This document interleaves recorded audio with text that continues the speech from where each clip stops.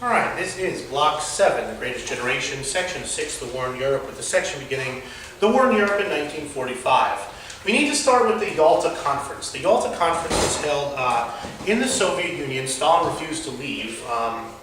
Churchill knew Roosevelt was ill and asked Stalin to have it a little in England. But Stalin refused to leave the Soviet Union, so Roosevelt and Churchill both traveled to the Soviet Union, to the town of Yalta, where they had this conference. And the conference, they made, you can see, Roosevelt's looking a little old here with Churchill and Stalin in this picture. They made final war plans. They arranged the fate of Germany after the war. They agreed upon a creation of the United Nations as a successor to the League. They agreed to divide Germany into 3 post-war zones, each of them controlled by one of them. There'd be a Soviet zone, an American zone, and a British zone. Later on, the French would get their own zone as well. The Soviet Union also agreed that after the war with Germany was done, they would help the United States and Great Britain in their war against Japan. And in return, they were going to get some nice, juicy bits of territory that they had wanted for a long while. But the biggest issue that came up at Yalta was what was going to happen in Eastern Europe after the war. Churchill was worried that the nations of Eastern Europe, Poland most importantly on Churchill's mind, we have to remember something. To Churchill and to the British, Poland is a matter of honor. The British went to war over Poland, and they want to see Poland be free and democratic after the war. But Churchill is worried that Eastern Europe is just going to trade Nazi domination for Soviet domination. That Churchill is dedicated to trying to make sure that the nations of Eastern Europe remain free and democratic after the war. Roosevelt was not particularly cooperative. Roosevelt was ill in February of 1945, and Churchill remarked upon he could not believe how old the president looked. Roosevelt was sleeping about 16, 18 hours a day by February of 1945. His heart was not very strong. He had severe hardening of the arteries. His doctors knew it, Churchill knew it, he knew it, and was not really at his mental and physical best by 1945. Churchill's the odd man out. Roosevelt thinks that he can kind of personally win over Stalin, and Churchill's pleas are very largely, they fall on deaf ears. In the end, there was very little that Churchill and Roosevelt could do, because in Eastern Europe, the main fact of life was going to be the presence of the very large Red Army in Poland, Romania, Bulgaria, Hungary, Czechoslovakia after the war. But Churchill always blamed Roosevelt for not pushing Uncle Joe harder. And Uncle Joe was kind of the cutesy little nickname that was given to Stalin in large parts of the American press. Yalta sets the seeds for the competition and conflict that's going to take place after the war, what we call the Cold War.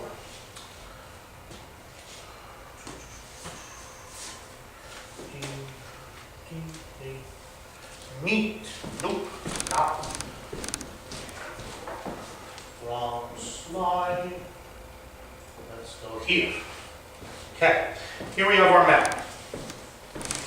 In March of 1945, the Allied armies, the Brits, the Canadians, the Americans, now joined by a Free French army, they reach the western border of Germany. Hitler has taken most of his troops and moved them against the Soviet Union in the east. To Hitler, the Soviet Union was the bigger problem. By early April of 1945, Nazi and German soldiers are begging to be taken prisoner by the British and the Americans. And by the end of March and the beginning of April 1945, the Americans have crossed into Germany. They are now attacking Germany this way. 50,000 soldiers a day are surrendering to the British and the American forces. Troops are begging to leave the Eastern Front to the Western Front just so they can surrender to the Brits and the Americans. They know they'll be well treated by the Brits and the Americans. They are worried that the communists, that the Soviets, will treat them very, very poorly. On the 12th of April, 1945, the world is shaken by the news that President Roosevelt has died. This was a shock to the American people. They had no idea that Roosevelt was ill. The press had kind of covered for him. He was shown the previous November to be campaigning in full health and good spirits. Roosevelt was relaxing with his mistress in Georgia when he suffered a cerebral hemorrhage, and he died a few hours later without ever regaining consciousness. And thrust into the presidency is a newcomer, Harry S. Truman. He has been vice president for only 3 months. He has not been briefed on anything but the most basic of what was going on in the world. But he is briefed on his very first day in office, the 12th of April, about a new superweapon that is nearing completion in the New Mexico desert. Truman takes over in a world in incredible flux. Following the great Roosevelt, there is not much expected of the commoner Harry S. Truman, and the shoes that he had to fill were unlike any in the history of the country, except for those filled by Andrew Johnson when Lincoln was shot in 1865. It's the only comparable situation. And if you remember from US 1, Johnson was something of an utter failure in his job, his role of succeeding Lincoln. Truman would prove much, much better than that. Meanwhile, in the East, this vast Soviet juggernaut is advancing. And in the town of Torgau, in late April, the two fronts meet. American troops moving in from the west, Soviet troops moving in from the east, cut Germany in half. Germany is divided in half here at the town of Torgau in southern Germany. On the 2nd of May 1945, after a further advance up the Italian peninsula, all the German troops in Italy surrender. But let's go to the final act of this drama. And the final act of the drama will be played out in the German capital of Berlin in a titanic clash between what was left of the Nazi army and what was this incredibly powerful Soviet army. By March of 1945, the Soviets reached the Vistula River with 3 enormous armies. It is the last natural obstacle between them and their ultimate goal of Hitler in Berlin. Stalin orders kind of a competition. He says to the commanders of these 3 armies, whoever gets to Berlin first will have undying Soviet fame. And so these 3 Soviet commanders lead their armies against Berlin. The fighting outside of Berlin is fanatical. The Germans have been led to believe that they will not get any mercy from the Soviets, and very largely that is exactly what happened. There are tales from the German territory of East Prussia that when the Soviet soldiers took over a town, they raped every German woman they could find, pretty much from the age of 8 to about 80.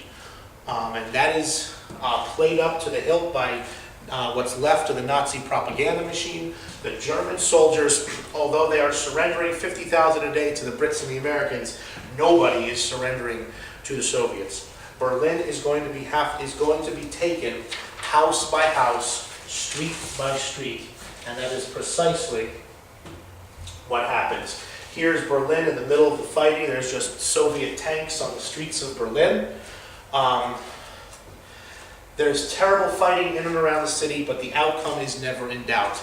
There are simply too many Russian soldiers. There are not enough German soldiers. Germany is out of fuel, it is out of supplies, it is out of tanks.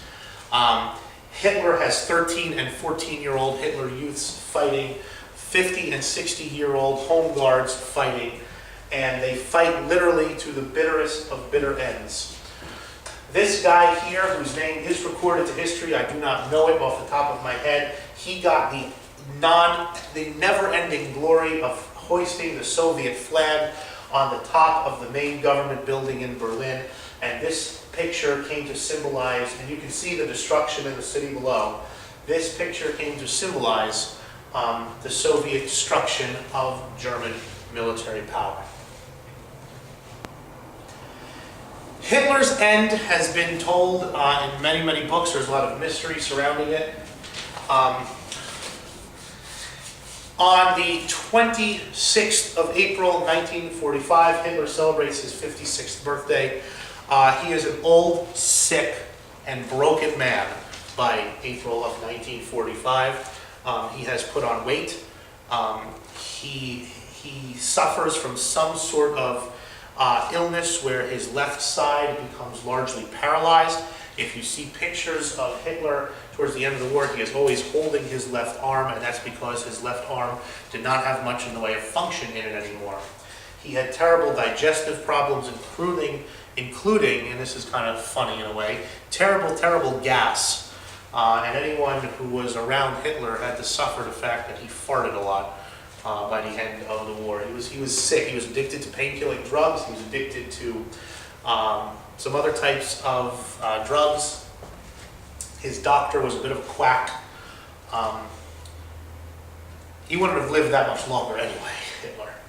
On the 29th of April, Hitler marries his longtime mistress, Eva Braun. Here she is, that's Eva Braun. She was a minor film actress who just fell in love with Hitler's power and charisma and all the things about Hitler that made him so popular. He married her on April the 29th. They had a little bit of a party. At this point, Hitler was living in a bunker underneath his capital, Berlin. He did not go up into the city. He lived in a bunker underneath, and him and his close, circle by that point celebrated his wedding. The next day, he wrote out his will, his testament, and then he and his wife, Eva Braun, they went into his little study and they committed suicide together.